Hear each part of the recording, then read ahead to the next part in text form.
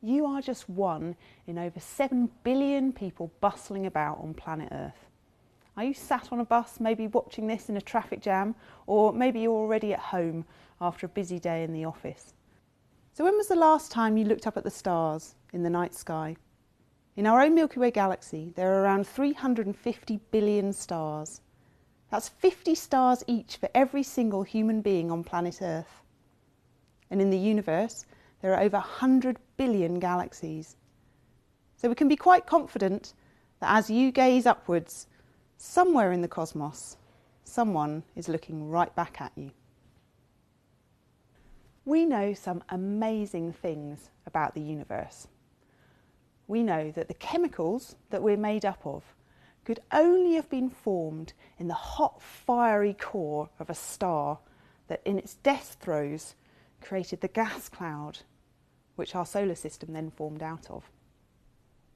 In our own solar system, we know that as well as the planets, there are millions of killer rocks out there that might one day obliterate planet Earth.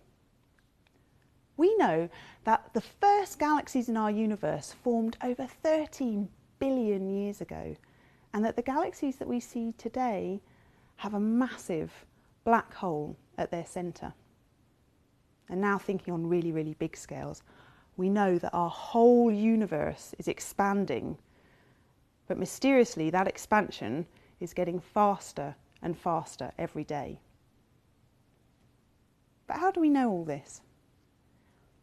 Astronomy is the science of the largest distance scales, the longest time scales, and the most extreme environments in terms of temperature, pressure, and density. Now, unlike biologists and chemists, we can't create an experiment in a laboratory to test these extreme conditions. Astronomy as a science can only observe what the universe chooses to reveal, and that's through light.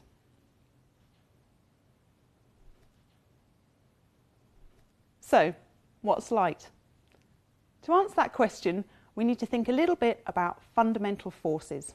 There are 4 fundamental forces in our universe, and the one that you're probably most familiar with is gravity. It's gravity that keeps us stuck to the ground. But what about electromagnetism? Got 2 magnets here. It's the force of magnetism that's pulling these 2 magnets together. Now, we say the force is carried by a field, and that's actually all that light is. Light transports energy by varying the local electric and magnetic force field. So as light leaves your computer screen into your eyes, what it's doing is it's varying the electromagnetic field, and that transports the energy into your eyes. So light transports energy, but there's lots of different types of light. There's the optical light that you're seeing me in at the moment, but I'm hot, so I'm also emitting an infrared light. Some of the most energetic objects in the universe, such as a massive supernova explosion, will emit so much energy that we'll see that as X-rays and gamma ray light.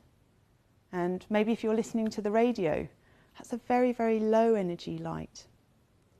Now, in order to understand the universe, astronomers have to observe in all of these different types of light.